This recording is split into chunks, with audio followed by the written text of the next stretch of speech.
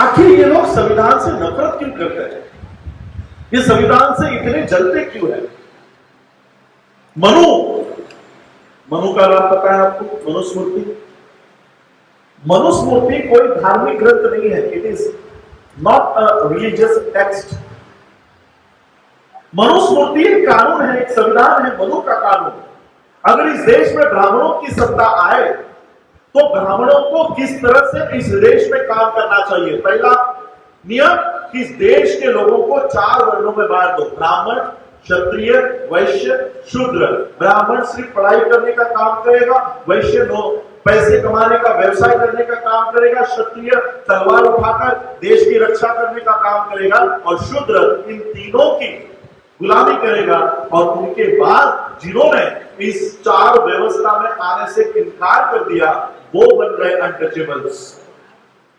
वो बन गए अनटचेबल्स कि हम आपके इस वर्ण व्यवस्था में नहीं आना चाहते, इसलिए वो बन गए वर्णबाह्य, आउटकास्ट, डिप्रेस, ऑप्रेस। आप वो लोग हो जिन्होंने मनु के कानून के सामने कभी अपना सर नहीं झुकाया, इसलिए आप लोग अनटचेबल हो गए। आप लोग अनटचेबल इसलिए नहीं हुए, ये वो क्रीड है जिन्होंने कभी भी मनु के सामने अपना हथियार नहीं डाले। ये लोग जंगलों में भाग गए, ये लोग पहाड़ों में चले गए, आदिवासी बन गए, लेकिन मनु के ब्राह्मण के कानून के सामने ये झुके नहीं। ये मनु का कानून है। और ये कानून कितने साल चला पता है आपको? भारत में 1200 साल से ज्यादा इस कानून ने इस देश पर राज किया। मनु का संविधान इस देश पर 1200 साल से ज्यादा था। ऑन एन एवरेज अगर किसी इंसान की, अगर हम 100 साल की आयु पकड़ते हैं कि एक इंसान 100 साल जिएगा, तो मनु के कानून में हमारी कितनी जनरेशंस थी? 12 से 15 जनरेशंस हमारी मनु के कानून में जी रही थी। संविधान को कितने साल हुए हैं? 70। क्या एक जनरेशन भी हमारी पूरी हुई है? मनु के कानून में 15 जनरेशन हमारी भुगत रही थी। बाबा साहब के संविधान के कानून में हमारी एक जनरेशन भी पूरी नहीं हुई है। उतने में ब्राह्मणों को डर लगने लगा। ब्राह्मणों को डर लग रहा है। 70 साल के संविधान से इनको डर लग रहा है, और इसलिए ये रोज संविधान के एक आर्टिकल को खत्म कर रहे हैं। संविधान के आर्टिकल को खत्म कर रहे हैं। क्यों कर रहे हैं? बाबा साहब अंबेडकर ऐसा इस देश के संविधान में क्या लिख रहे हैं जो 1200 साल के मनुस्मृति को संविधान से डर लग रहा है? ये लड़ाई चल रही है मनुस्मृति में और संविधान में। इस देश में मनु का कानून उसका राज होगा या बाबा साहब ने जो संविधान बनाया है वो चलेगा। ये लड़ाई इस देश में शुरू हो चुकी है। आखिर बाबा साहब के संविधान में ऐसा क्या है जो ये पूरी यंत्रणा, सुप्रीम कोर्ट, राज्यसभा, संसद, आप लोगों की विधानसभा है, सारे देश की जितने भी विधानसभा है, तेलंगाना के सीएम कहते हैं कि संविधान को हटाना चाहिए, हरियाणा का सीएम कहता है कि संविधान बदलना चाहिए। आखिर ये सभी लोग 70 साल के संविधान से इतना डर क्यों रहे? मैं आपको उदाहरण देता हूं। बाबा साहब जब छोटे थे, 7वीं 8वीं कक्षा में पढ़ रहे थे, बाबा साहब के पिताजी आप लोगों को पता है मिलिट्री में थे। मिलिट्री में सूबेदार मेजर पोस्ट पे थे। अब मिलिट्री के लोग हमेशा घर से बाहर रहते हैं। बाबा साहब के पिता महीने महीने वो अपने घर नहीं आते थे, साल साल तक घर नहीं आते थे। जब बाबा साहब अंबेडकर जी के पिताजी की ट्रांसफर घर से थोड़ी नजदीक हुई तो पिता ने सोचा बहुत महीने हो गए, बहुत दिन हो गए, मैंने अपने बच्चों को नहीं देखा। बाबा साहब को जब बाबा साहब छोटे थे तो उनको भीमा कहते थे। तो बाबा साहब के पिताजी ने मैंने सोचा मैंने मेरे बच्चों को नहीं देखा, क्यों ना उनको बुलाया जाए। तो बाबा साहब अंबेडकर जी के पिताजी का जहां पर हेडक्वार्टर था, वहां से 100-150 किलोमीटर पर बाबा साहब उनका घर था। तो बाबा साहब अम्बेडकर जी के पिताजी ने टेलीग्राम किया कि आप लोगों के स्कूल को अगर छुट्टियां लग गई होगी तो आप लोग मुझे मिलने के लिए आ जाओ, ये ट्रेन पकड़ो, स्टेशन पर उतरो, मैं किसी ना किसी को आपको लेने के लिए भेज दूंगा। बच्चों को ये टेलीग्राम मिला, सारे बच्चे खुश हो गए। बाबा साहब, उनके बड़े भाई, उनके बहनों के बच्चे, सारे मिलकर वो अपने पिता को मिलने के लिए निकल पड़े। बाबा साहब ने टेलीग्राम कर दिया कि हम इस तारीख को ये ट्रेन पकड़ रहे हैं, यहाँ पर पहुंच जाएंगे, आप हमें लेने के लिए किसी ना किसी को भेज देना। अब ये ट्रेन जहां पर बाबा साहब को कहा गया था कि यहाँ पर उतरो, वहां पर पहुंची। बाबा साहब के साथ उनके बड़े भाई, उनके बहनों के बच्चे सभी स्टेशन पर उतर गए। बाबा साहब अपने पिता की या पिता के द्वारा भेजे गए किसी की राह देख रहे थे। पूरी ट्रेन आकर चली गई, सारे लोग अपने अपने दिशा में चले गए, वो बच्चे वहीं पर राह देख रहे थे। बाबा साहब के पिता को जो टेलीग्राम किया गया था, वो टेलीग्राम बाबा साहब के पिताजी को मिला ही नहीं। अब बाबा साहब के पिता को पता ही नहीं कि मेरे बच्चे कब आने वाले हैं। यहाँ बच्चे आकर स्टेशन पर खड़े हैं।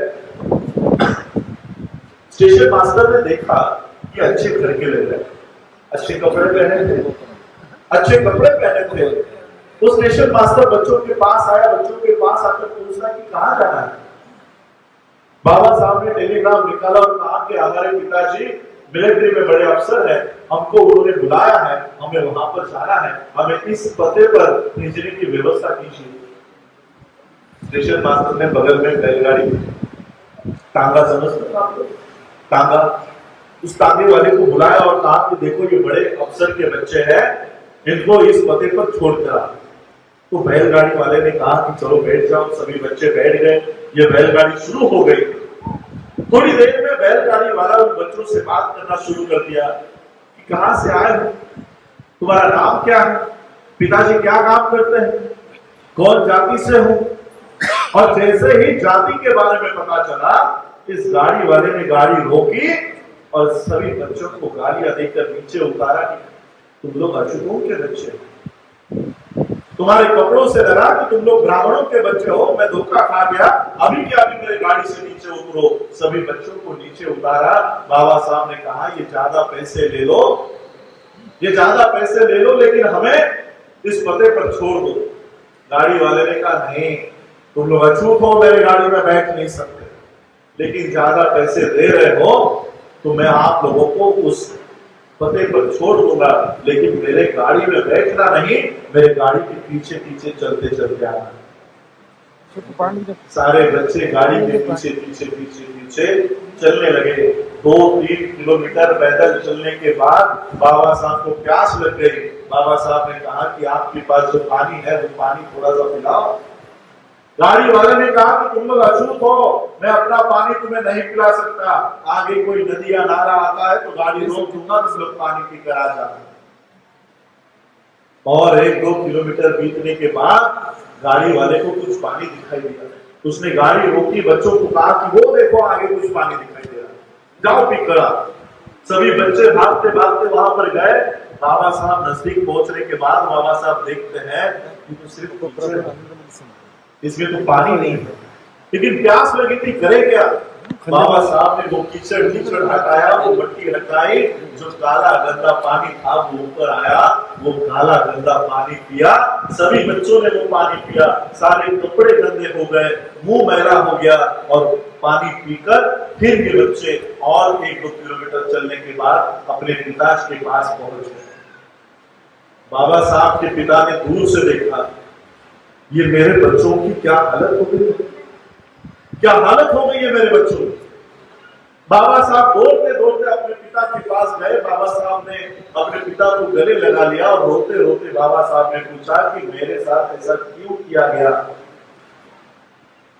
हमारे साथ ऐसा क्यों किया जाता है, मुझे पानी पीने का अधिकार क्यों नहीं, मुझे बैलगाड़ी में बैठने का अधिकार क्यों नहीं है।